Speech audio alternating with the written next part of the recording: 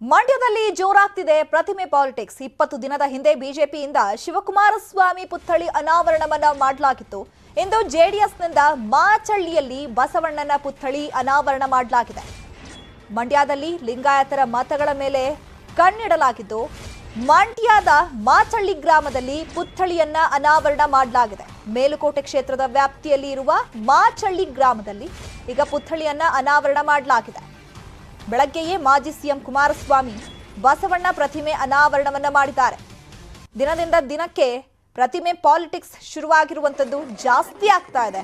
20 ದಿನದ ಹಿಂದೆ ಬಿಜೆಪಿಯಿಂದ ಶಿವಕುಮಾರಸ್ವಾಮಿ ಪುತ್ಥಳಿಯನ್ನ ಅನಾವರಣ ಮಾಡಲಾಗಿತ್ತು.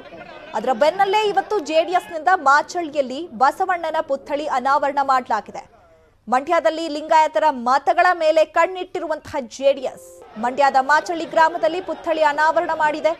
ಮೇಲುಕೋಟೆ ಕ್ಷೇತ್ರದ ವ್ಯಾಪ್ತಿಯಲ್ಲಿ ಇರುವ ಮಾಚಳ್ಳಿ ಗ್ರಾಮದಲ್ಲಿ ಪುತ್ಥಳಿಯನ್ನ ಅನಾವರಣ ಮಾಡಲಾಗಿದೆ.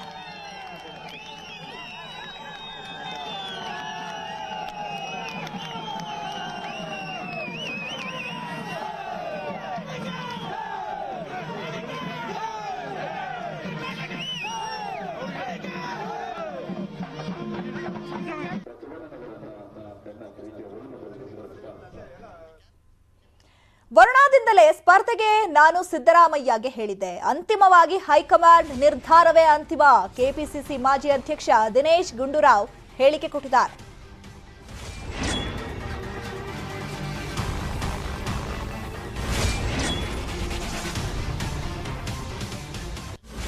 ಸಿದ್ದರಾಮಯ್ಯ ಒಬ್ಬ ಧೀಮಂತ ನಾಯಕ. ಅವರ ನಾಯಕತ್ವ ರಾಜ್ಯಕ್ಕೆ ಅವಶ್ಯಕವಾಗಿದೆ. ಕೆಪಿಸಿಸಿ ಮಾಜಿ ಅಧ್ಯಕ್ಷ ದಿನೇಶ್ ಗುಂಡೂರಾವ್ ಹೇಳಿಕೆ ಕೊಟ್ಟಿದ್ದಾರೆ. ನೋಡಿ, ಅಂತಿಮವಾಗಿ ಪಕ್ಷದ ಹೈಕಮಾಂಡ್ ಏನ್ ತೀರ್ಮಾನ ಮಾಡೋದು ಅದ್ರ ಪ್ರಕಾರ ಹೋಗ್ಬೇಕಾಗ್ತದೆ. ನನಗೆ ಅದು ಪೂರ್ತಿ ಮಾಹಿತಿ ಇಲ್ಲ. ಅದು ಯಾಕಂತ ಹೇಳಿದ್ರೆ ಇನ್ನೂ ಘೋಷಣೆ ಏನಾಗಿಲ್ಲ, ಅಧಿಕೃತವಾಗಿ ಏನೂ ಘೋಷಣೆ ಆಗಿಲ್ಲ, ಎಲ್ಲ ಊಹಾಪೋಹಗಳು. ಆದ್ರೆ ಮಾನ್ಯ ಸಿದ್ದರಾಮಯ್ಯನವರು ಈ ರಾಜ್ಯದ ಅಗ್ರಗಣ್ಯ ನಾಯಕ, ಅತ್ಯಂತ ಜನಪ್ರಿಯ ನಾಯಕ ಯಾರಾದ್ರು ಈ ರಾಜ್ಯದಲ್ಲಿದ್ರೆ ಅದು ಸನ್ಮಾನ್ಯ ಸಿದ್ದರಾಮಯ್ಯನವರು. ಅದರಿಂದ ಅವರ ಒಂದು ವರ್ಚಸ್ಸು, ಅವರ ನಾಯಕತ್ವ ಇವತ್ತು ರಾಜ್ಯಕ್ಕೂ ಅಗತ್ಯ ಇದೆ. ಮತ್ತು ನಮ್ಮ ಪಕ್ಷದಲ್ಲಿ ಅವರು, ಶಿವಕುಮಾರ್ ಅವರು ಎಲ್ಲರೂ ಸೇರಿ ಒಗ್ಗಟ್ಟಾಗಿ ಕೆಲಸ ಮಾಡ್ತಾ ಇದ್ದಾರೆ. ಅದರಿಂದ ಇದು ಒಂದು ಸಣ್ಣ ವಿಚಾರ ಹೊರತು ದೊಡ್ಡ ವಿಚಾರ ಏನಲ್ಲ. ಇದು ನೀವು ವರ್ಣದಲ್ಲಿ ನಿಂತ್ಕೊಳ್ಳಿ ಅಂತ ನನ್ನ ಕೂಡ ಅದೇ ಆಗಿದೆ. ಯಾಕಂತ ಹೇಳಿದ್ರೆ ಅವರು ಆ ಭಾಗದಿಂದ ವರ್ಣದಲ್ಲಿ ನಿಂತ್ಕೊಂಡ್ರೆ ನಮ್ಮ ಪಕ್ಷಕ್ಕೆ ಇನ್ನು ಎತ್ತಿ ಬಂದಂಗೆ ಆಗತ್ತೆ ಅಂತ ನನ್ನ ಅಭಿಪ್ರಾಯ ಕೂಡ ಆಗಿತ್ತು. ಹಾಗಾಗಿ ಅದು ಅವರ ಒಂದು ಯತೀಂದ್ರ ಅವರು ಕೂಡ ಇದನ್ನೇ ಹೇಳಿದ್ರು, ನೀವು ಇಲ್ಲೇ ಬಂದು ನಿಂತ್ಕೊಳ್ಳಿ ಅಂತ. ಅದರಿಂದ ಅಂತಿಮವಾದ ತೀರ್ಮಾನ ಪಕ್ಷದ ಹೈಕಮಾಂಡ್. ಸಿದ್ದರಾಮಯ್ಯ ಒಂದು ಕ್ಷೇತ್ರಕ್ಕೆ ಮಾತ್ರ ಸೀಮಿತವಲ್ಲ, ರಾಜ್ಯದ ಎಲ್ಲಾ ಕ್ಷೇತ್ರಗಳಲ್ಲೂ ಸ್ಪರ್ಧೆಗೆ ಆಹ್ವಾನವಿದೆ. ಮಾಲೂರು ಕೈ ಶಾಸಕ ಕೆವೈ ನಂಜೇಗೌಡ ಹೇಳಿಕೆ ಕೊಟ್ಟಿದ್ದಾರೆ. ಹಾಗಾದ್ರೆ ಬೊಮ್ಮಾಯಿ ಎಚ್ಡಿಕೆ ಬೇರೆ ಕಡೆ ಸ್ಪರ್ಧಿಸ್ಲಿ, ನೋಡೋಣ. ಸಿದ್ದು ಕೋಲಾರದಲ್ಲಿ ಸ್ಪರ್ಧಿಸಲ್ಲ ಅಂದ್ರೆ ಹಿಗ್ಗಬೇಕಿಲ್ಲ. ಬಿಜೆಪಿ ಜೆಡಿಎಸ್ ವಿರುದ್ಧ ಶಾಸಕ ಕೆವೈ ನಂಜೇಗೌಡ ವಾಗ್ದಾಳಿಯನ್ನು ನಡೆಸಿದ್ದಾರೆ. ಸಿದ್ದರಾಮಣ್ಣವರು ನಿಲ್ಲೋದಿಲ್ಲ ಅಂತ ಎಲ್ಲಿ ಕೂಡ ಹೇಳಿಲ್ಲ.